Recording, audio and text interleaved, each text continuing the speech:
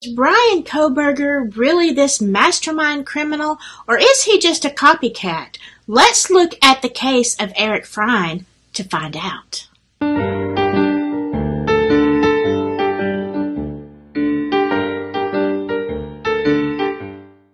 Well, hello, my silky friends. I really was not going to do another video on Idaho. It's been covered, saturated, but I came across this one thing.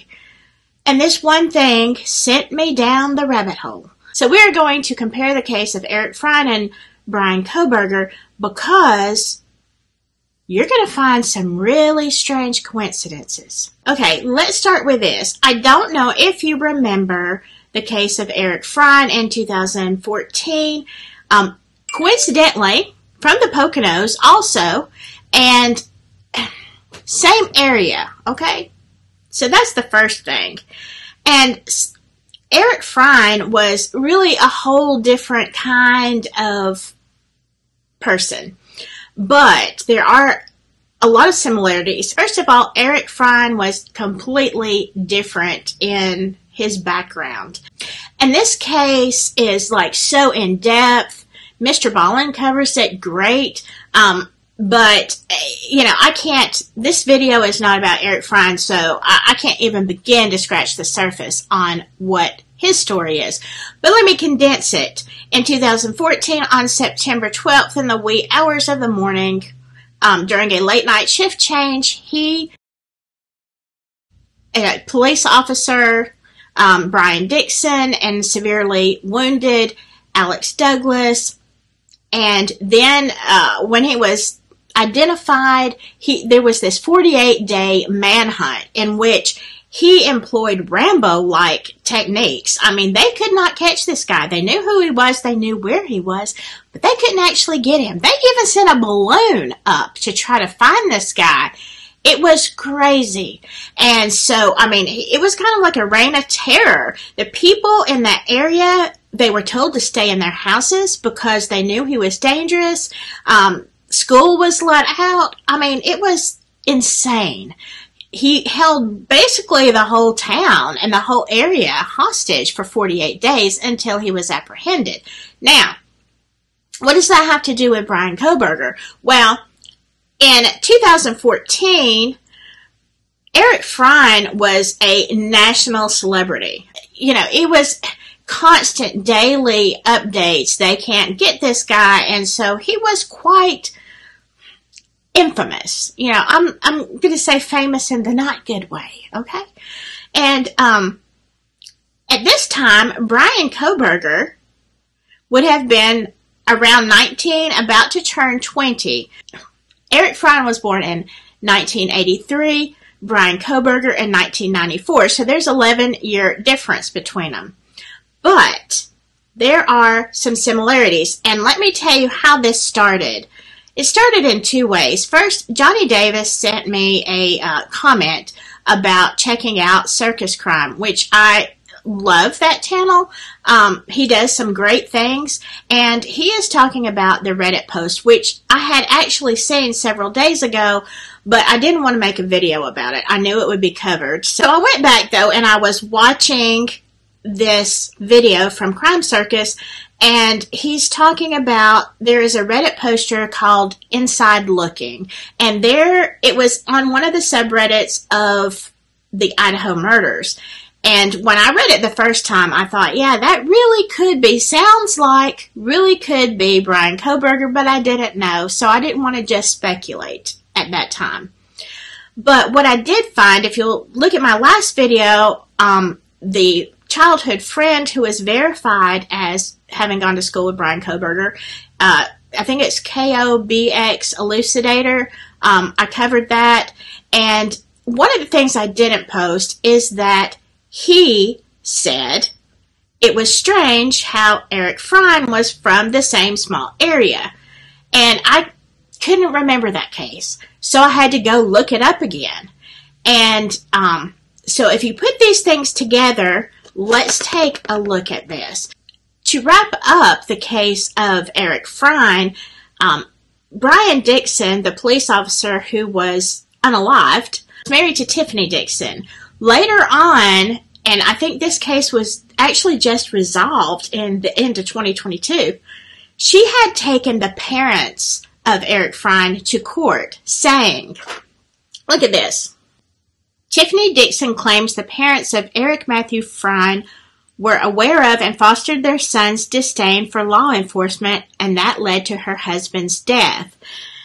Now, going back, Eric's dad was former military, and it is said that he embellished his time in the military to kind of impress his son. I get that. We want our kids to think of us as heroes. However, Eric's dad had a very poor opinion of government and law enforcement, and Tiffany says this is what, led to the way that Eric was thinking. And, there are some real concerns here. The lawsuit contends Eugene and Deborah Frein psychologically manipulated their son into developing a strong dislike for police and acting on that dislike in carrying out his September 12, 2014 ambush attacks. Eric attempted to emulate his father but could not measure up. Eugene and Deborah Frein were negligent in keeping more than 4 dozen guns, including the .308 caliber rifle used to kill Bryan Dixon. Going on down, it says the parents, who also provided financial and emotional support for Eric Frein's military simulation hobby, should have known their son was mentally ill or had difficulty separating reality from fantasy, the suit alleges. Now, it goes on to say Eric Frein had a history of acting in a strange and threatening manner. Where have we heard that before? Which would evidence he could not be entrusted with dangerous items such as firearms, etc. His parents should have known he had violent tendencies. Now, this suit was brought, and here's the thing. I know Tiffany Dixon is grieving her husband, and we all understand that. But it is very unusual for a victim's family to go after the parents of a perpetrator, okay? I mean, you may say that they were influenced, and yes, they were, but to actually sue them, there has to have some basis. And here's the thing. You can't get a hold, like it was all hush-hush. You can't, or I could not, get a copy of the actual complaint that, the initial lawsuit. All that is, I don't know, in files somewhere. So it doesn't go into all of the great detail that, you would see if you were looking at the paperwork on all the instances that Eric, acted strangely and that his parents condoned it. So, we have to go by what the news gives us. Now, the result of that lawsuit is, again, a question mark. It was settled, I believe it was in December of 2022. It was settled out of court, and the details are not known, but the parents did settle with Miss Dixon, so, I don't know. Just as a side note, there were some journals that police, when they apprehended Eric Frein, they found some journals that were very disturbing. It was a journal with a letter kind of to his dad saying, we're going to get things back in order like they're supposed to be, small government, etc., etc.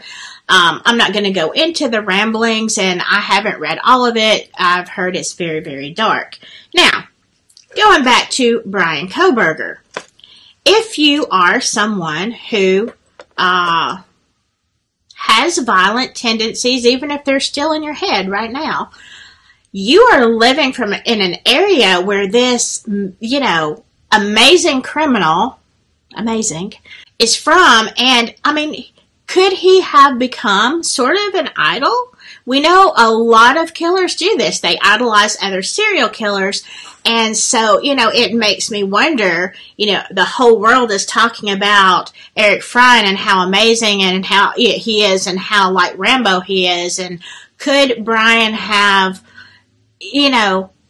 put him up on a pedestal of I want to be like him?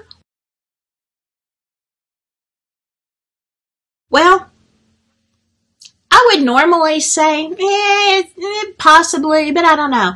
But here are some things that really show a red flag. Now, again, these are the things that are on the Reddit post from Insider Looking.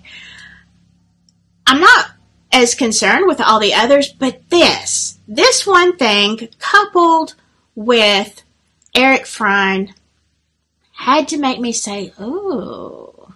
In this post, he says, speculation, they'll find the car first. Okay, well, we know that happened.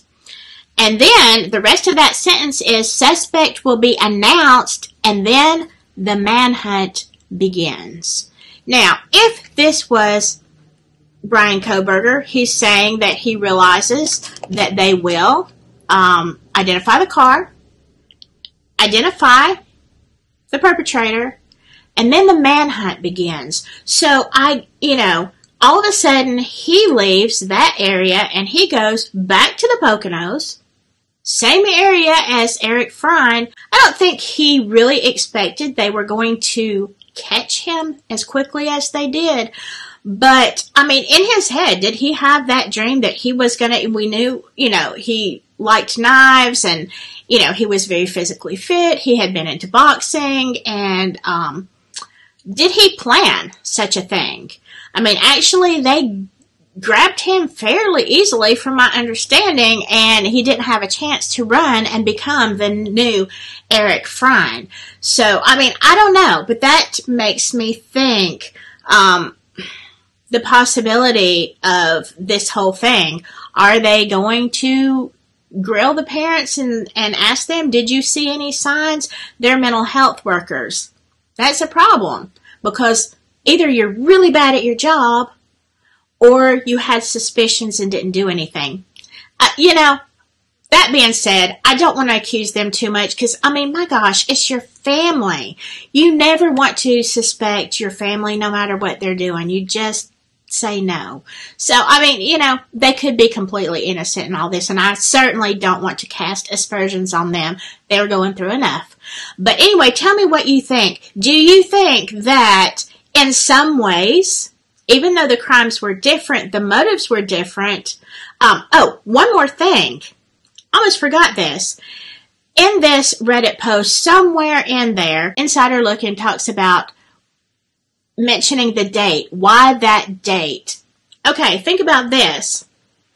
The 12th of the month, the 13th of the month.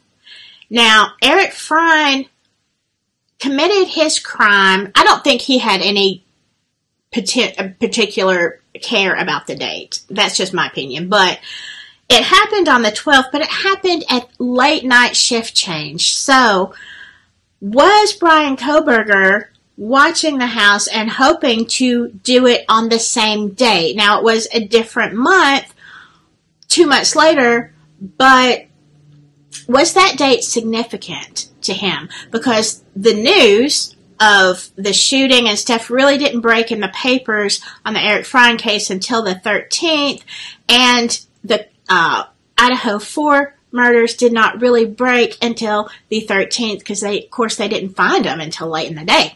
So, tell me what you think about that. And, while we're throwing out weird stuff, think about this. The 13th of the month, Idaho murders, Delphi murders, Evansdale murders, even go back in time to Amityville. Ronald DeFeo unalived his family on November 13th. Okay?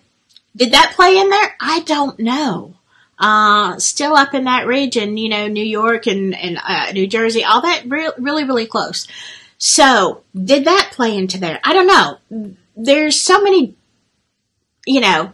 crimes that happen on the 13th that I have to wonder, what's up with the 13th, y'all? Anyway, tell me what you think. If you like this video, hit the like, subscribe, and I will see you next time. Bye-bye.